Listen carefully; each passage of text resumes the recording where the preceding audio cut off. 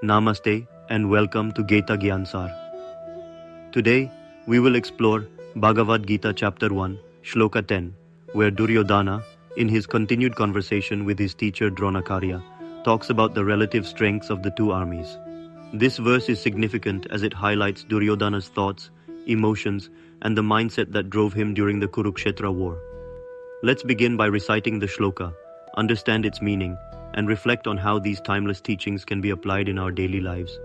Aparyaptam tadasmakam balam Bhishma bhirakshitam, paryaptam tvidametesham balam Bhima bhirakshitam. Our army, protected by Bhishma, is unlimited, whereas their army, protected by Bhima, is limited. In this verse, Duryodhana expresses confidence in his own army, which is protected by Bhishma, one of the greatest warriors of his time. He claims that his army is unlimited in power. On the other hand, he considers the army of the Pandavas, protected by Bhima, as limited and inferior in strength. Duryodhana's comparison here is based on his belief that the sheer size and experience of his warriors, especially Bhishma, would make his army more powerful than the Pandavas' forces. However, his overconfidence and materialistic view of strength blind him to the real power that the Pandavas possess, which is righteousness, Dharma, and the divine support of Krishna. Here are few key themes in Shloka 10. First, material strength versus moral strength. Duryodhana places his faith in numbers and physical strength, symbolized by the great Bhishma. He assumes that the larger and more experienced army will automatically win. But he overlooks an important factor, moral strength. The Pandavas may have a smaller army, but their cause is righteous. This highlights the timeless truth that righteousness and moral strength often outweigh brute force. Second, overconfidence and ego. Duryodhana's statement reveals his overconfidence. He sees the Pandavas as having limited strength and doesn't recognize the true power that lies in their unity and righteousness. His ego blinds him to the spiritual aspect of the war, focusing only on external strength. Third, Bhishma versus Bhima. In Duryodhana's eyes, Bhishma represents the ultimate power. But in contrast, Bhima, though considered physically strong, is seen as less experienced in Duryodhana's view. However, Bhima's strength lies not just in his physical prowess, but also in his determination and loyalty to Dharma, which makes the Pandava army formidable. Let's consider an example from the business world. Imagine a large corporation entering a market with an assumption that its vast resources and brand power will guarantee success. They focus solely on their material advantages, such as capital, technology, and workforce, assuming they are invincible because of their size. On the other hand, a smaller startup with limited resources but a strong sense of purpose and innovative ideas enters the same market. Initially, the large corporation dismisses the startup, assuming that their limited resources make them no match. However, the smaller company, driven by passion, innovation, and a clear mission, eventually begins to outpace the larger corporation. This real-life example mirrors Duryodhana's overconfidence in his army's size and strength while underestimating the inner power of his opponent. The lesson is clear. Strength lies not just in physical or material resources, but in one's purpose and righteousness. In the shloka, Duryodhana places his confidence in Bhishma, the great-grandsire of the Kauravas and Pandavas. Bhishma is indeed a legendary warrior and a symbol of great strength.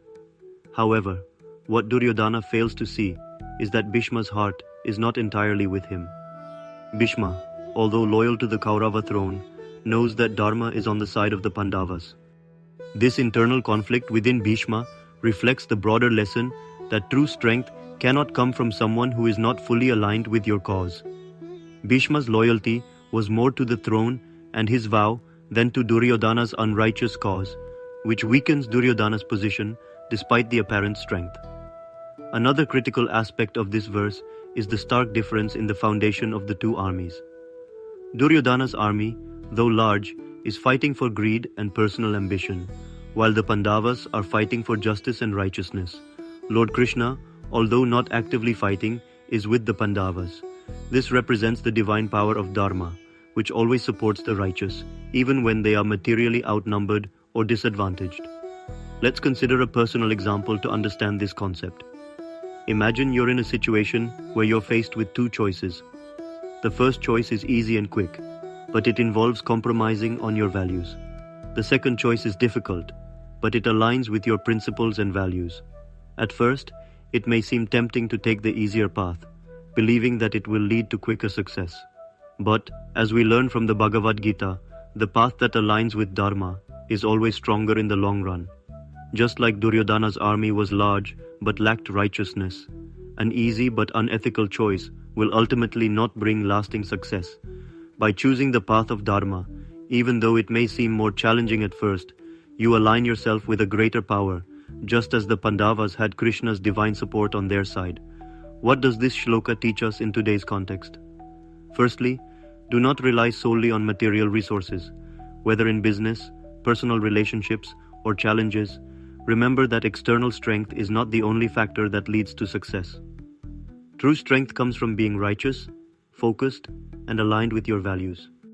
Secondly, avoid overconfidence.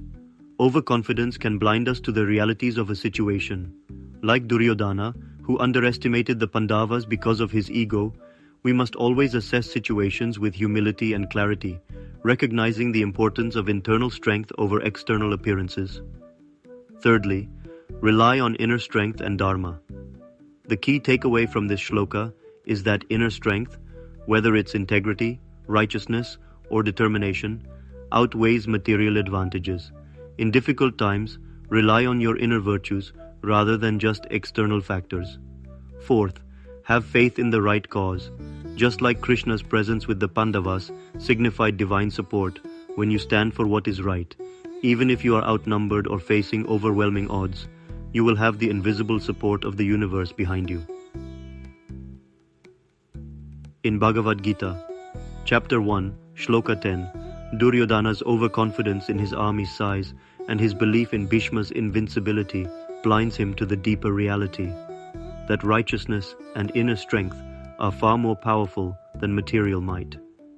The lesson for us is to not place blind faith in external factors, but to remain aligned with truth, values, and purpose. Whether in personal challenges, business decisions, or spiritual journeys, true success lies in the power of Dharma. Thank you for watching this episode of Geeta Gyan Saar. If you found this explanation insightful, please like, share, and subscribe to our channel for more enlightening teachings from the Bhagavad Gita. Hare Krishna.